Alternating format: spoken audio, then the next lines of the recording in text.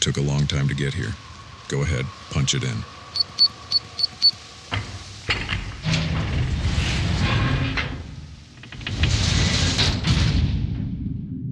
Whoa. Welcome to the bunker.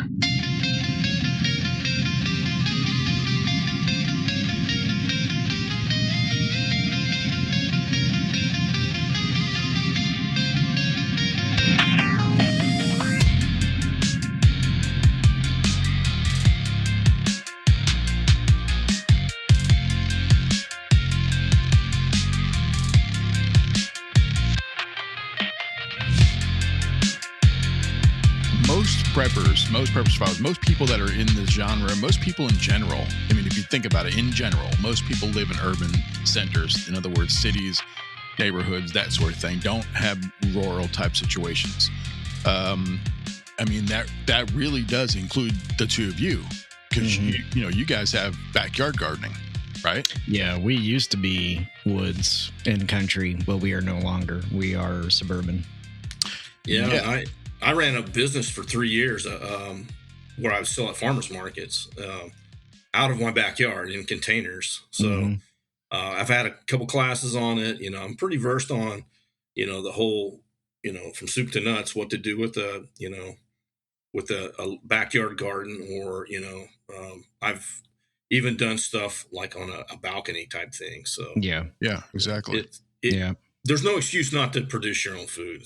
Well, and we have found that, especially in our area, because we are called the Sand Hills, and it's nothing but sand underneath us, sand, loam. If you go down far enough, you hit clay. Some people call it caliche, and then after that, it's water.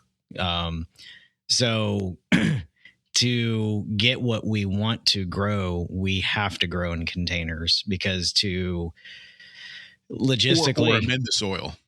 Well, see, that's the thing, too. We can't go down too far in our yard because we do have septic and we have leach lines. But even with that, so our ground was overly acidic for a very long time because we had pines like actually in our yard. And when we put in the fire pit and we put in a retaining wall, we actually had to take down the pines that were like in our actual yard. And now we're to the point where grass is, well, it's sort of growing, besides the dogs destroying it. But we have pine and pine needles all over the place. Now, it's really great for stuff like our berries, who are like, they love acidic soil, but not so much for a whole lot of other things. It's kind of like we have to pick and choose how we do our soil for each one of the different plants that we have. So like tomatoes, they're very, very heavy feeders. They like a mildly acidic soil. So when we're putting debris and stuff in the bottom, it'll be dead leaves and stuff like that. But we'll toss in, a few handfuls of pine needles and then, keep doing that plus the dirt. Yeah, that's all prior planning, Right. Yeah. So, you guys probably have that whole drill down to where, this is where we grow our tomatoes. This is where we grow our peppers, and that's good planning. So, yeah, you can actually do that. That's worked pretty much every year up until this year with the super El Nino thing going on. Oh my God. Yeah. And whereas a lot of other people are harvesting right now, our garden is just now exploded. Like it's like exploding all over the place. Yeah, ours is too. But we're still, I don't know how many days in a row now we've had 100-degree temperatures. I've lost track. It's ridiculous, man. It doesn't matter. And I'll talk about this later. The watering schedule is crazy, and water bills even crazier. So, oh, dude, I'm grateful that it's been rainy, but the rain is like all of a sudden super duper hardcore, and then it's gone, and then it's like 500,000 degrees outside with 1,000% humidity. It's just I think we got like an inch and a half in 20 minutes. I don't know where it came. It's a pop-up storm. When we get those in Oklahoma, especially where I'm at, they just all of a sudden pop up, and wind, and I mean it drenched everything. Everything's green now. Everything was brown. Everything started to green up, and the garden loved it. it destroyed some of the tomato plants, the wind, but for the most Yeah. part, we got them, anchored pretty good in a certain area. So, they withstood the storm, but, Yeah. yeah, it's, wow, we've got an inch, inch and a half in 2 weeks now. So, Well, in the dead of summer, and this goes for most of the United States, but definitely from the middle down from where I'm at down to the south, the heat of the summer is going to change the way your garden grows anyway. You got tomatoes, like our tomatoes were just exploding. We had tons, I got stuff all over the pantry shelves. Now I got basically just, I've got tomato plants. They're all there, but there's no tomatoes. I have the cherry tomatoes, the little ones. I've got those all day. I don't know why those like the heat, but for some reason they're doing just fine. yeah, we've got the same problem. But Yeah. the big tomatoes, no, they're not. I've got one Cherokee green the other day. It's and I brought it in immediately. It's a big old one, but that's it. They're just not growing. And that's the heat, and that's normal. But this heat is way different. Like, we're not supposed, where I'm at here, we're not supposed to have triple digits like this. You get one every once in a while, but it's 107 heat index today with 98 degrees. That's really hot for us, and it's every single day heat advisory. It happens like once or twice, not like weeks in a row like it's happening now. Well, I'm curious to see, from the listening audience, if they will come on, Facebook and give us an update on their garden. Are they dealing with the same stuff? Is it, the rest of the United States? What I'm really getting at is, is everybody seeing the same stuff we're seeing? Is it the heat? I think everybody's is dealing with something different.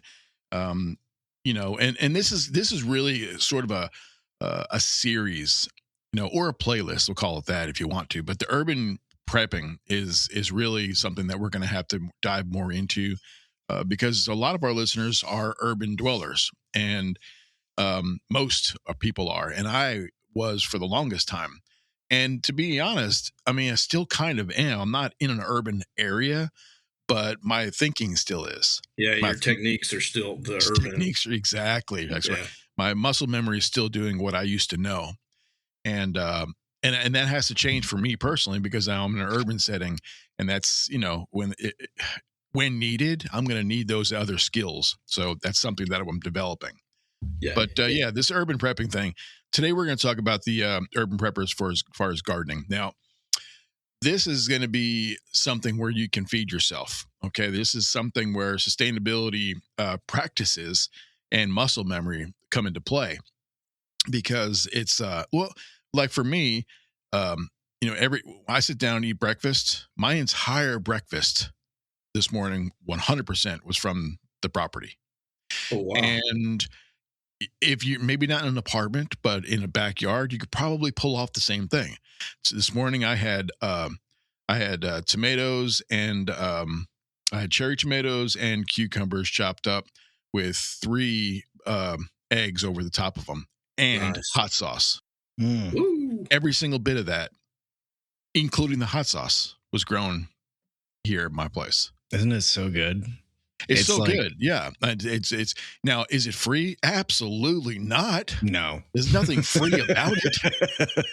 It costs a fortune to grow pepper plants from February till now and harvest them and turn them into sauce and chickens to make the eggs. That's the most expensive 3 cherry tomatoes you're ever going to pick in your life.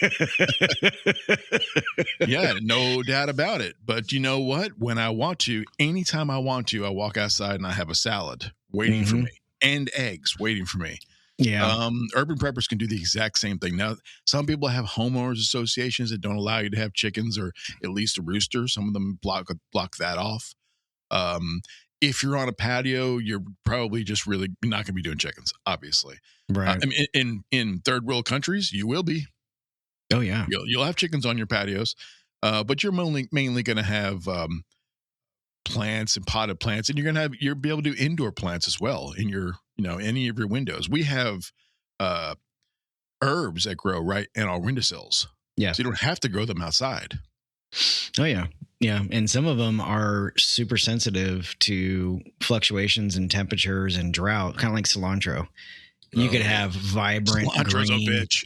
beautiful cilantro at 9 a.m. By 12, it's just dust. It's gone. Bolted, yeah. Yeah, well, it's dried out, or somebody sneezed 100 yards away. That's our problem, is the bolting. We had so much cilantro, and I'd use that in all the hot sauces and canned it and everything. But now I go out there and everything's just bolted.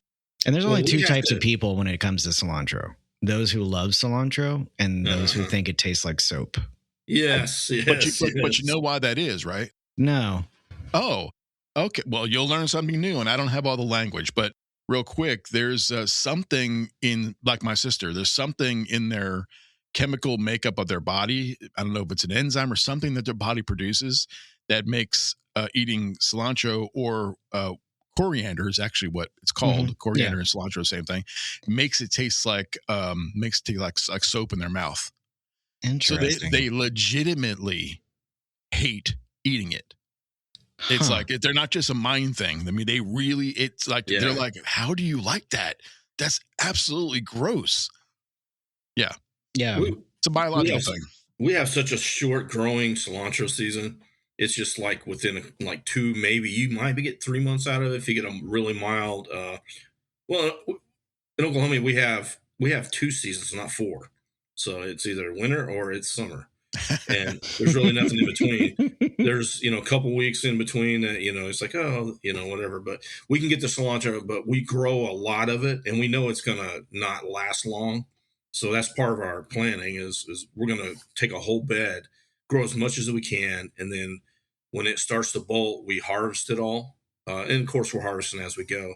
And then we freeze some of it. We dry some of it, we do all the things. And then we pull it and next crop, here we go, It's right now, even though it's triple digits outside, in my grow room, I've got somewhere in the vicinity of like 100 seedlings already popped up for onions, 3 different types of onions, but they're short day onions. And what that means is they grow on days that are the shortest sunlight of the year. And that falls into play with the fall. So right now they're seedlings going through this this hot period. They're inside the house. Yeah. They could be inside your kitchen, in your windowsill. They could be anywhere inside your house. It doesn't have to have a grow room. The grow room used to be our bedroom. We moved to another room and we turned it into a grow room. Whatever. That's what we call it. It's a room. Yeah. We're going to have to do a new show for just the fall, winter gardening, Oh, yeah, exactly. But I have all these plants already. They're already starting to grow. I have 3 or 4 different, levels under lights right now that are going to be going out as soon as this heat wave drops. Yeah. And they'll move. A lot of those crops will move right into fall, even into winter. And I have some that'll actually sustain themselves over winter. And that's, people need to start thinking about if they're going to grow the fall crops and winter crops. Some of this stuff needs to be planted now, even though it is, triple digits out there. And it sounds like it's a lot. And it is. It is a lot when you start thinking about different things. One of the things the biggest mistake I think we made was we got so many vegetables. We went absolutely crazy. And then when you go out there in the garden, the truth of the matter is most of the stuff that we have out there, we don't eat that much. Not right now, but for instance, eggplant. Okay. We bought a bunch of those seeds from Johnny Seed. Supposed to be all these tolerant type of, seeds. Well, they didn't grow very well. But the truth of the matter is, when was the last time I bought an eggplant at the store? I mean, a decade ago, maybe. Yeah. I don't eat eggplant. I eat tomatoes, peppers, all the different potatoes, which I just did a harvest on my potatoes. They're in the grow room right now on racks drying. So I'll have potatoes all the way up and through winter. But these things, you think, well, that's just so much to remember and so much to think about. I did the seeding for those all those onions that I just talked about in a couple of hours while my phone sat there playing my favorite playlist of music. Wasn't that hard? I did seeding and then I put them under lights and that's it. I walk away. And every day I walk in there and turn the light on for them and take a look at them and walk out. There's no more work to it than that. Yeah. Yeah. I mean, when we do our stuff, we don't have a grow like area inside the house. But we did use the greenhouse and the garage for our overwintering project, which did work. and I did not know it was going to work. Because when we went on that cruise last winter, nothing, of course, got tended to like we normally would, but those pepper plants survived and a couple other things survived. And I was shocked because those lemon drop peppers, I'm telling you, dude, that thing, it gives birth to new peppers at the same rate, basically, that a nest of bunnies reproduces. It's ridiculous, man. This thing is pumping out peppers every single day. I must have did something wrong because all of my overwintered pepper plants that did really great and came back and I put out in the garden all died in the garden. I think the one thing that we did do right on that is when I realized, hey, these things lived, and they started to firm back up and green started to come through. I pulled the plant up, washed off all the roots, and put it in really good soil with worm castings and manure and all that stuff. And they sprung back to life. I see. The peppers are not as big on the jalapenos, I will say. They're like little, at least right now, and I think it's also because of the weather. What size pots do you have them in? They're the big buckets, like 5-gallon buckets. Okay, and that's the thing about peppers. 5-gallon buckets are going to grow you small to medium-sized peppers. If you put them in, and it's more expensive, but if you put them in 20-gallon, you're going to get giant, bigger peppers out of it. That's just the nature of it. Yeah, but for peppers, a lot of people don't realize this is if you're eating green peppers, green jalapenos, which is fine, you're actually delicious. Eating. Yeah, they're delicious. You're eating the jalapeno when it is not at its maximum potential. It's not ripened yet. No.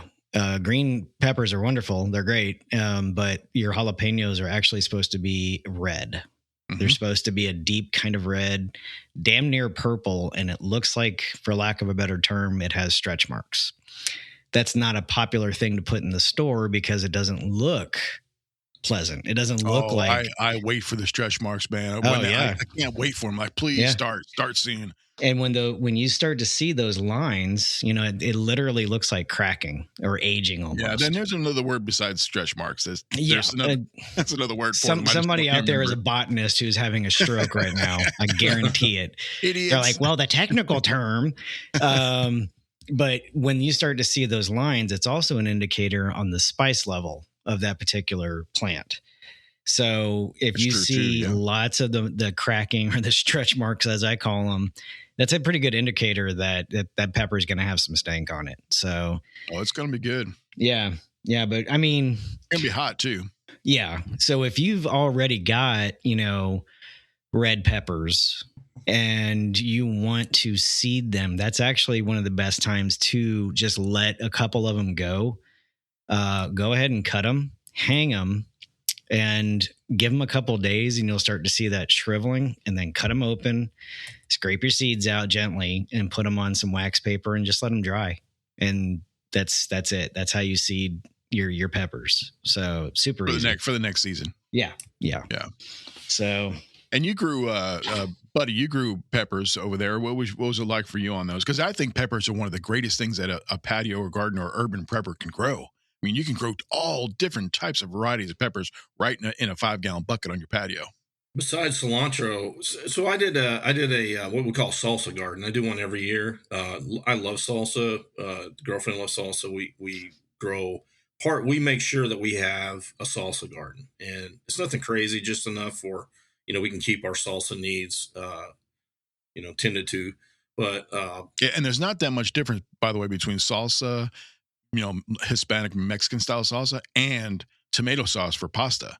I mean, it's just a couple of variances in your herbs, and you got one of the same. A salsa garden can also make you a tomato sauce garden as well.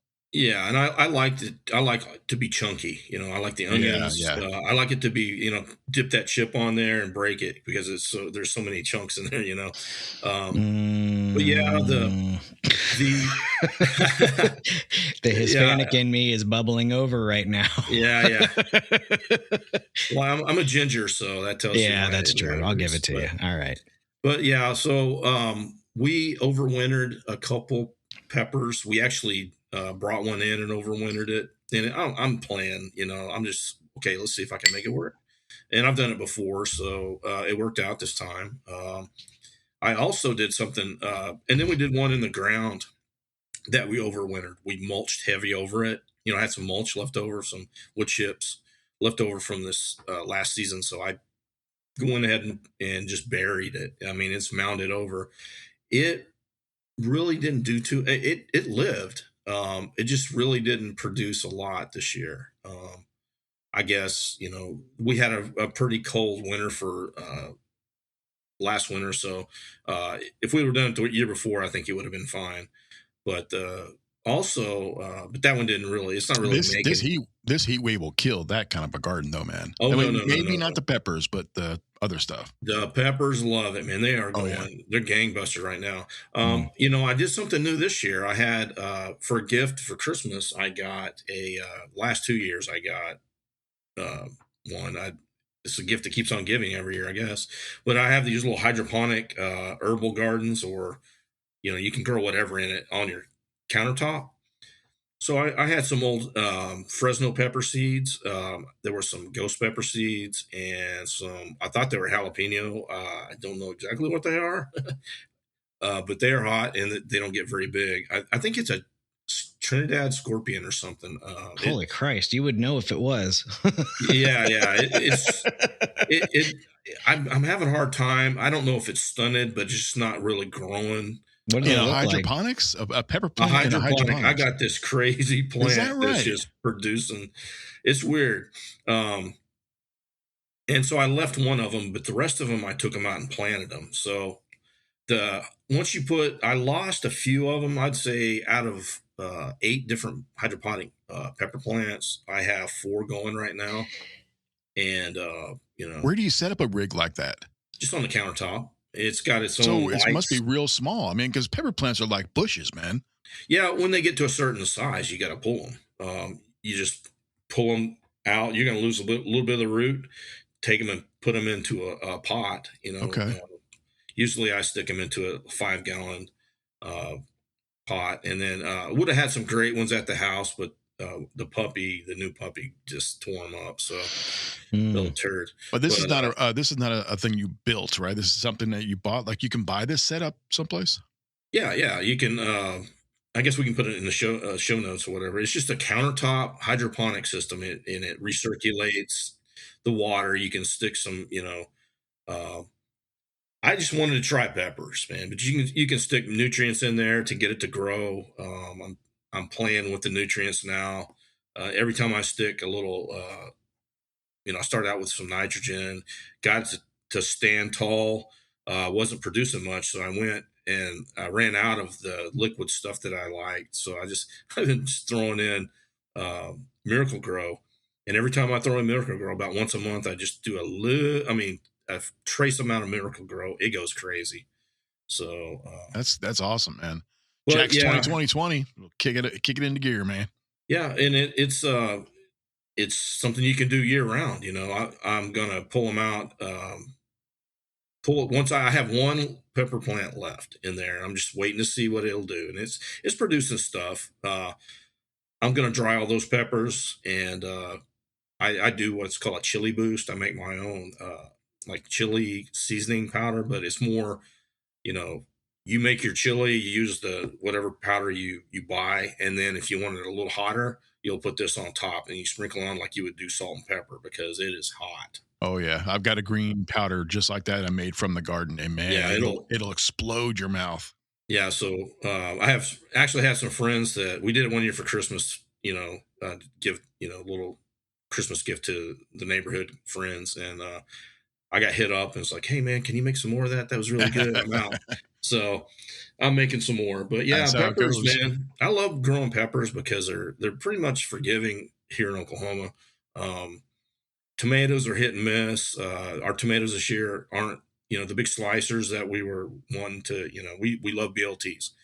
And the big slicers, they're just not doing well. They're stunted. The heat's got them. We can't water them enough. And, I'd like to talk a little bit about container watering, as the show progresses, but lessons learned from my own experience with with that. But yeah. So let's talk about containers then, because there are a lot of plants that don't need deep soil, like peppers and tomatoes. They need deep soil, and onions and carrots. Those things need deep soil. So 5-gallon buckets are choice, but you don't have to use 5-gallon buckets for things like herbs, any of the things like cilantro and all of that, all the different herbs that you can get. They grow shallow. So does lettuce. You don't have to grow lettuce in a 5-gallon bucket. The trays are perfectly fine. Yeah. And surprisingly, a lot of different citrus trees, citrus bushes actually prefer to be in containers. I never thought about that. Fruit. Yeah. Our lemon tree, we're in our, Misty got it for Mother's Day last year. So it's a little over a year and a half old now. And, we got a great big black bucket. I can't remember how big it is, but we've got it in that thing and it's doing well. And it started to flower when the drought hit. So it did not get pollinated, but it's still producing lots of green leaves. As we go into the cooler temperatures, I've got to prune some of the bottom off. But interestingly, we've actually got carrots growing underneath, and the shade from the tree gives the shade to the carrots. And even though that's awesome. That's the great. Lemon tree is not a heavy feeder. It doesn't actually like a lot of water, but the carrots do. But when we water the carrots, you've got the shade from the tree that's actually keeping them, cool-ish, sort of, kind of. Nothing is cool right now. But I would say, now that I think about it, everything that we have in our yard garden-wise is in some kind of container. And I will say that the soil that you choose for your containers is very important. Yes. Ultra important. We wanted just some extra soil. I think it was like a month and a half, 2 months ago. So I ran down to, I think it was Walmart, and I picked out something that I thought was decent and cracked it open. And I was like, there's a lot of wood in this. I'm not a huge fan of this. It's not bad.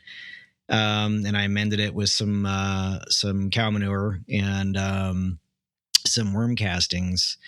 And I forget what we were doing just recently, but I looked and I was kind of digging. Oh, I was in the potatoes. We just needed some extra dirt on top of the potato bed. And so I was digging down, looking for potatoes, and I had a handful of termites. And the wood from the mulch or the dirt that I bought is attracting the termites. So it's the last time I buy that. Damn. Yeah. Was it one of those real expensive ones with the big colorful bags? No, not expensive. Gotcha. I went with something that was on sale, and now the termites don't really care about the potatoes, so that's a good thing. All they're after really is that those chunks of wood and the wood shavings in there. But yeah, and as soon as I found that, I was like, son of a gun. So kind of dug around, found more potatoes, of course, but you got termites in this one bed. And I've shown you guys some pictures of the trellis that I've built going down. We have a trellis tunnel. And I've got one more panel to put up, and I told Missy, no more after this. But I'm going to build basically an end cap box in the shape of a U. And we're going to tear down 2 old beds in the back and then rebuild them on the sides of the trellis area. And then that'll be that expansion for the garden. So, my prepper brothers and sisters, we'd like to remind you that the Tops Bunker podcast now has its own YouTube channel where you can listen to all our episodes and watch some videos as well. We have live events planned for this summer and giveaways, so don't miss out. Please stop by the new channel and subscribe. We need those subscriptions and appreciate your support. YouTube.com/Tops Bunker Podcast. Hit the subscribe button and comment as much as you like. Now, back to the show. Let's talk 5-gallon buckets because everybody knows what they are. You can get them for $3. Mm-hmm. Food grade, food safe, BPA free buckets only. And if you don't have that, wash one out and you use it anyway. I mean, that's, I've got Home Depot bucket stuff's growing just fine in, but I get what you're saying. Yeah. Holes in the bottom, very important. Mm-hmm. And a couple things to remember about 5-gallon buckets. You guys already know this. This is for some of the listeners out there. Watering, you've got to water more because the water will drain through as it's supposed to, drain through, and the roots suck from it and then goes out the bottom holes. If you don't have the bottom holes, you get root rot. So you got to have the bottom holes. What happens with the bottom holes? You lose water. So you're watering more often, probably every 1 to 2 days, but in heat like this, definitely once every day. Sometimes if it's really bad, twice a day, because buckets will, they'll heat it from the outside and they'll evaporate the water. They'll drain the water. The plant will be taking the water. So you need more water. Also, when you have more water, like rain or watering, you also have deficiency in your fertilizer. The nutrients disappear. They go out with the water. They evaporate with the water. They go out the bottom with the water. So you're going to want to make sure that you're using some kind of a fertilizer. Those things are important.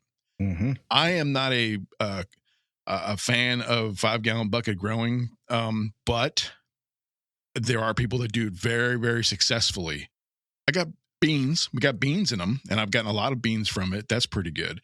And Rhonda's doing all kinds of stuff. She did potatoes in some of them, and she got a pretty good harvest from them. They're new tomatoes. They're smaller, But anyway, I wanted to start with at least understanding that container gardening is very much different than raised bed gardening or row gardening or ground gardening. Very different. Yeah. Well, and you automatically think that, okay, well, it's in a bucket. Dun, dun, dun. Hey, can you hear me? What happened, man? You're just like, stop. You're like, you're in a bucket. Jeff Bezos got him. Okay, can you hear me? Yeah, we got you. Telling, man. The lizard overlords, they're tracking us. 3, 2, 1, go. Okay, here we go. All right, so with buckets, you automatically you think that it's going to be more of it's more work than people think that it is. Yeah, it's a constant, you think if I put it in the ground, I got to pull weeds, I got to do this, I got to do that, I got to water, fertilizer. Just like you said, Keith, when you water, you're depleting the nutrients in the soil. So you're constantly feeding. So what you would think, when you feed in the ground, you're going to have to feed like some crops. You got to figure out the crop, but some crops are 3 or 4 times as much feed, fertilizer feed as what it would be for a ground crop.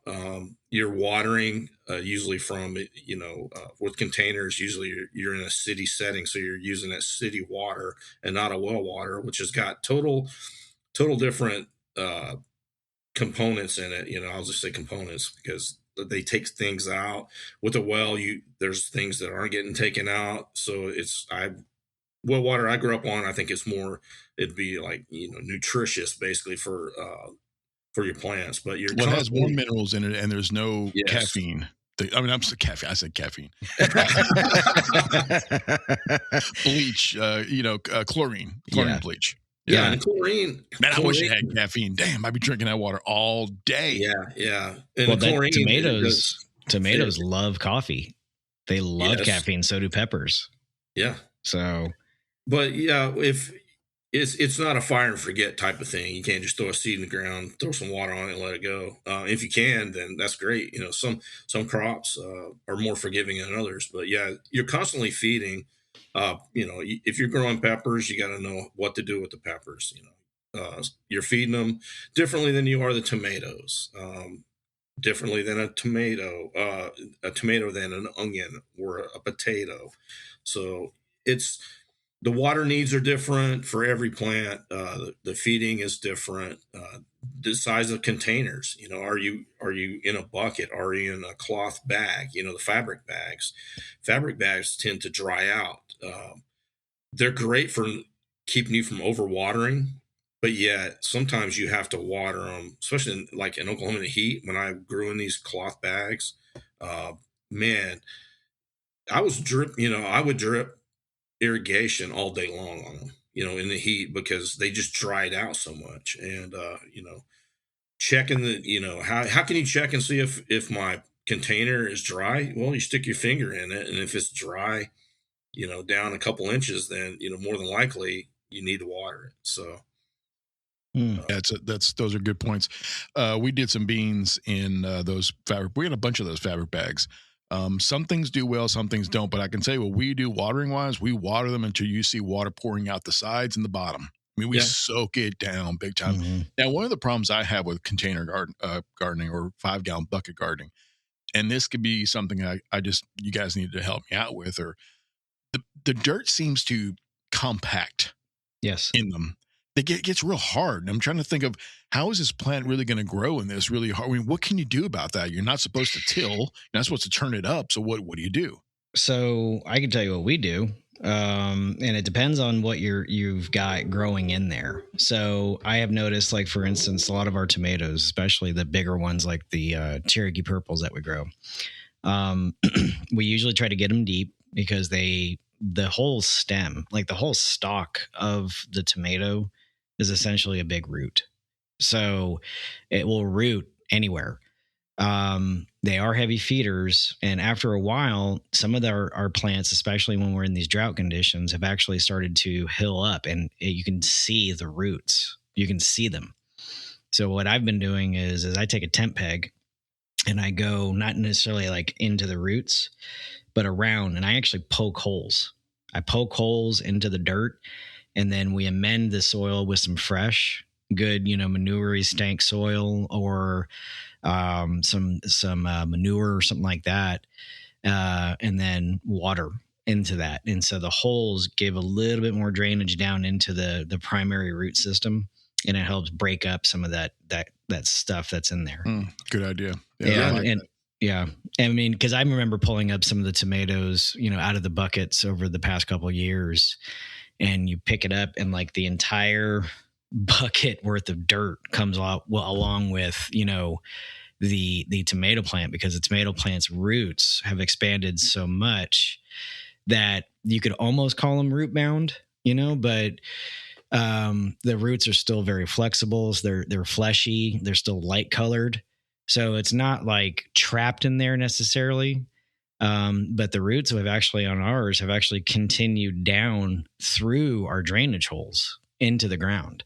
Yeah. So they're just going to follow the water and just keep on going. But tomatoes are very heavy feeders. They really are. So we've started using the fish fertilizer, and fish emulsion. Oh Alaska. Alaska. It is. That stuff is awesome. It stinks. It but smells it's awesome. So fucking bad. It's so not bad. Expensive either. No, it's not. So what I do is I pour a little into the bottom of a watering can, fill up the watering can, shake it so it doesn't get on me, and then I go and I pick a box and I just start pouring. And I do that for every single box and every single bucket and every single thing that we have out there. They absolutely love it. And your heavy feeders definitely need it. And, you've got other stuff like our blueberries. We are going to overwinter them. And then next year we can't grow blueberries worth of shit. We've been trying. We had like a berry nugget. It's something got it. But we're going to take them out of the buckets next year. And I want to find a good spot on the property and go ahead and like dig deep and get them in the ground. But when I put them in the ground, I'm going to gather up like a whole bunch of pine needles. Yeah. And then like put them in the hole first with a little bit of dirt, and then put the bush on top of that, and then give it some good soil. There's a good soil to get started with, and then just let it do its thing, because blueberries they're wild. They're supposed to be wild and grow naturally. You should have the soil there, the sandy loam with the pine. You should be growing the crap out of them. Yeah, I can't do it here. I've tried. I mean, I love blueberries. There's nothing, would be better than walking out your, It's a superfood. It's so good. And walking out the, off the, porch and grabbing some blueberries and eating them for breakfast or whatever. But I mean, that'd be my dream. But I've tried here. If you're eating blueberries in the apocalypse, you are living large, man. Oh yeah. You'll be the only fat guy out there. Yeah. But so, you were talking about like, and here, I think that probably a lot of people who get into gardening, and I just learned something yesterday, and and again, people getting into gardening, they think about the fruits and the vegetables and the things that they eat normally. I learned yesterday, and I don't know why I didn't know this, but you can eat the sweet potato leaves. And I also, I don't know why I didn't know this, but sweet potatoes vine. I did not know that they vine. Oh yeah, they definitely vine. We've got several of them going right now, and they're not potatoes actually. No, sweet potatoes are actually not in the potato family. We just call them that. Yeah, they're that's what we call them. They're more of a legume. But our neighbor came over and she was checking out the garden. She's like amazed by our sweet potatoes, and she's like, you can eat these, right? And I looked at her. I was like, "Are you crazy?" I didn't know that. And she plucked one off, and she's like, "Go for the smaller ones. Maybe you can do a little bit bigger than this." And she handed me one, and I ate it, and it tastes like watercress. I'm not kidding you. Right? It tastes like watercress. So no kidding. We already knew that you can eat the leaves from your okra. So last night when I was making dinner, I took cabbage and I sliced it up small, and I cooked a bunch of bacon, onion, and sausage. And I cut the leaves away from the hard part of the okra, the plant, the actual leaves. I cut them down, and I made that video. And anything you can do with cabbage, or I'm sorry, I'm not cabbage, but spinach, you can do with the leaves from an okra plant. So we had a bunch of okra plant in that dish last night, and they were amazing. That's interesting. And okras are one of those things you can grow in a 5-gallon bucket too, if you want. Yeah. Yeah. Now we have found that our okras that are out in the big boxes that I built they're doing phenomenal. How tall are yours? Well, we have started using Missy as a height standard. So okay. The ones that we planted later in the season that have not flowered or fruited, or are just about, if not already, taller than Missy. And Missy is about 5'1". Okay. So we have 9 okra plants. So we have 8 that are taller than Missy, and we have 1 that kind of the runt of the litter that is the size of the redneckiest grandbaby. Mm-hmm. Yeah. Yeah. That's what ours are. So and we prune ours up all the way up.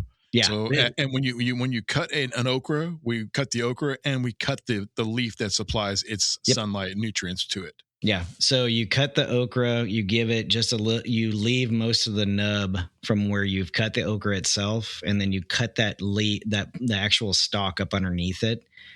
And an okra get like really tall, like super duper tall. If you just let them do their thing normally, they grow like I don't know what you guys are upon feet. Yeah. Oh, the plant itself. Yeah. Very tall. Very, very tall. I don't know what you guys are talking about the okra being not tasty after 3 or 4 inches. I'm growing them 5 and 6 inches and cooking them up, and they're perfectly fine. Well, not necessarily tasty. It's just really fibrous. It's extreme. Like if you let them get too big, like they just become super. And I don't know why.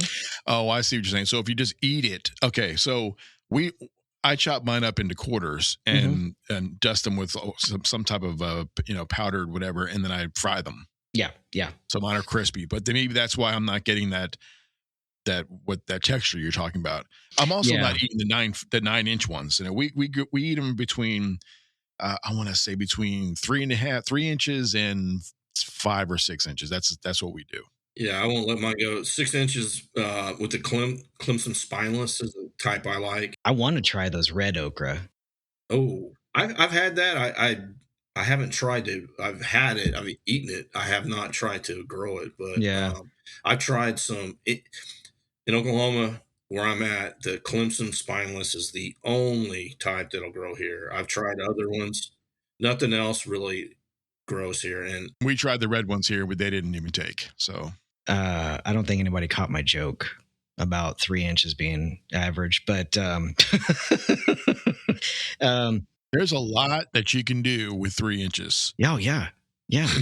So, I've got children with my last name. It's, it's amazing, but, we missed this one particular okra, and it went from, a nub to freaking like 6.5, 7 inches overnight. And I'm like, why does this happen? Water and fertilizer and sunlight. Yeah. But they grow at night. They grow at night, and they're, like I've said before, they're exponential growers. So I went in, I'm like, all right, cool. This one's about 3 inches. This one's about 3.5. Got it.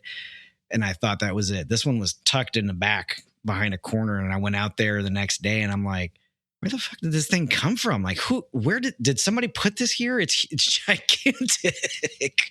It had no sense. Like, it didn't make any sense that it was just sitting there.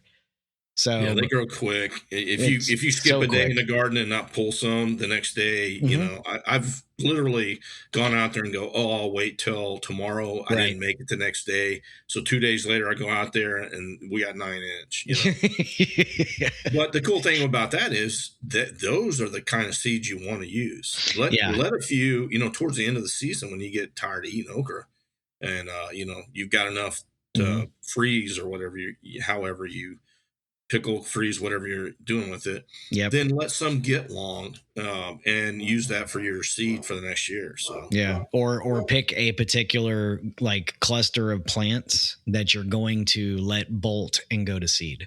Just go ahead and say, hey, these particular plants right here, I'm not gonna pick these okra. And then once they start to get close to getting like a dry texture and a dry sensation, you can actually cut it off and shake it really good, and the seeds will start to rattle loose inside, and you can hear them. I'll pick them, throw them in a bucket, and just let them dry up. And as long as they are, you know, they don't get moldy, you know, the seed is good. But okra's great. I love it. All right. So what are some things that you can grow in on a patio garden?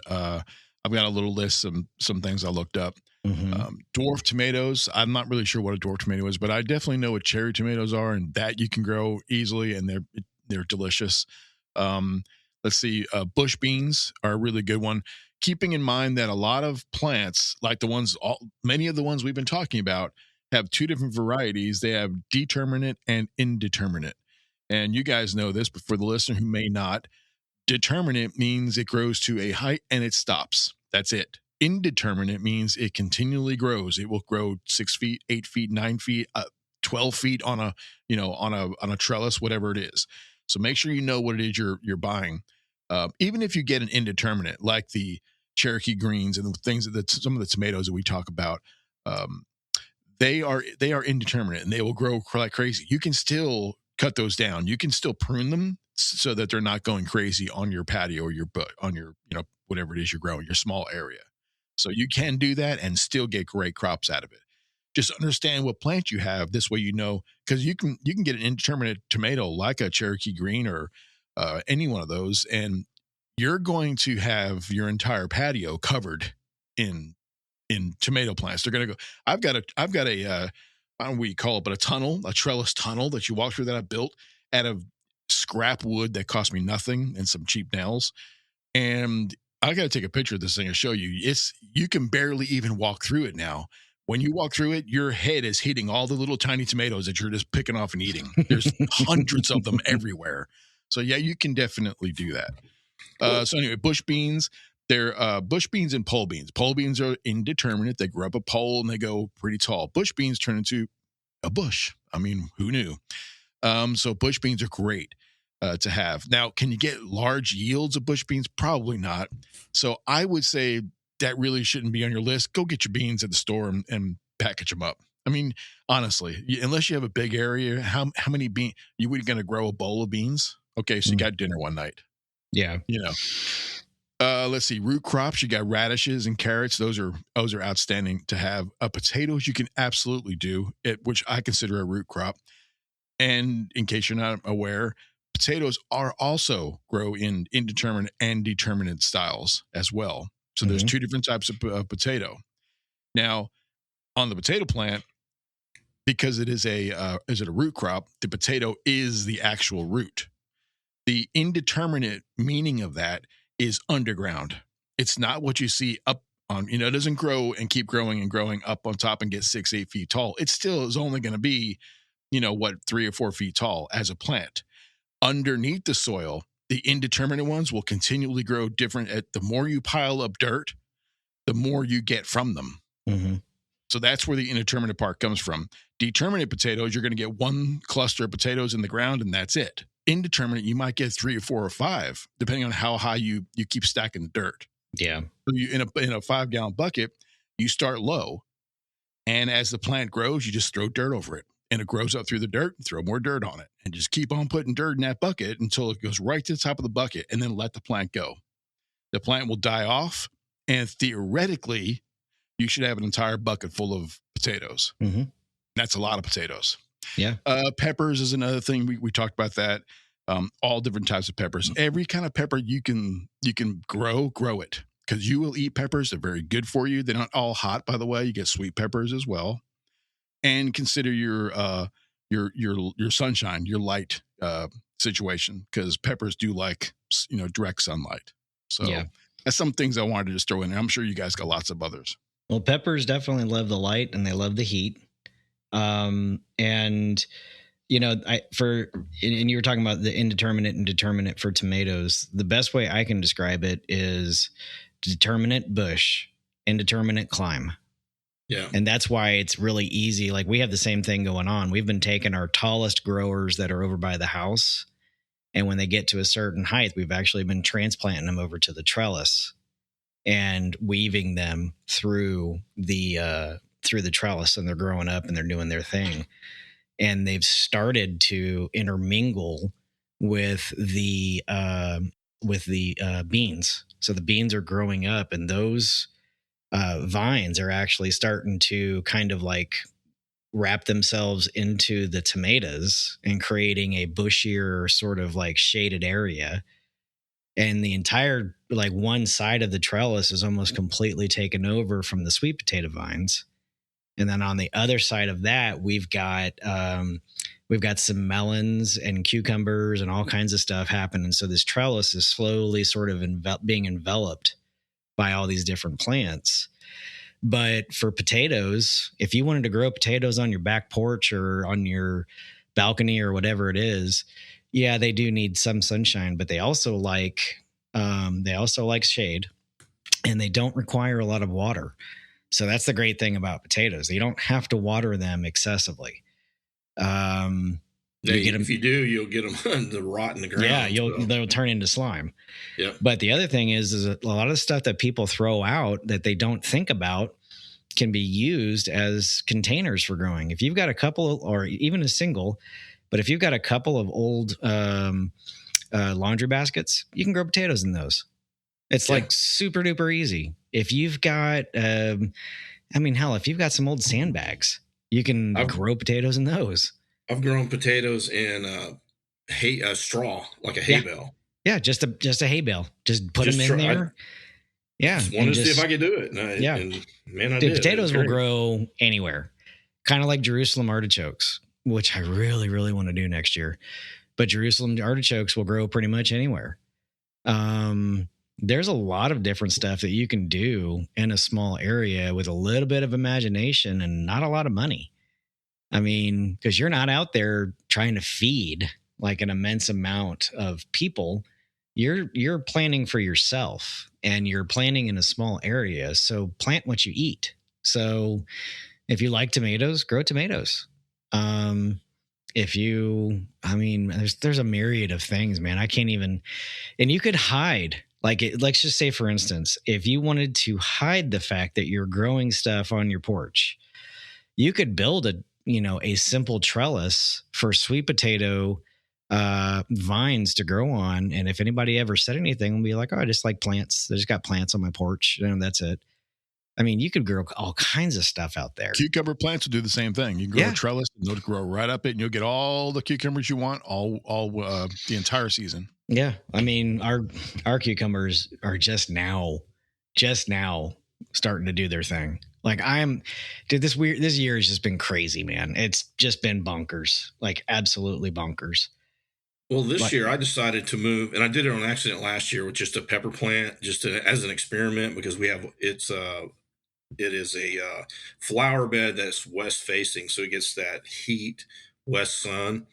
And I put in one one pepper plant, and it went gangbuster. It tripled the production of the rest of them. So I thought, okay.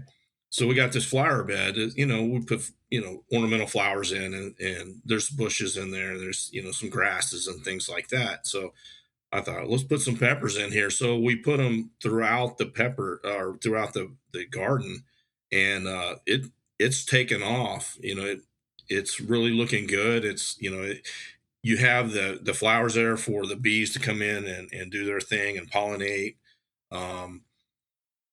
It's another technique that you could use to put that landscape. Most people have flower beds in their house, so if you don't have a lot of room in the backyard or what have you, you can just throw it in with your flowers in your flower bed. So one of the things I was going to mention earlier is I've been feeding, and you guys touched on it already, but the best, and I've said it before, I'll say it again, I'll continue to say it, die by this.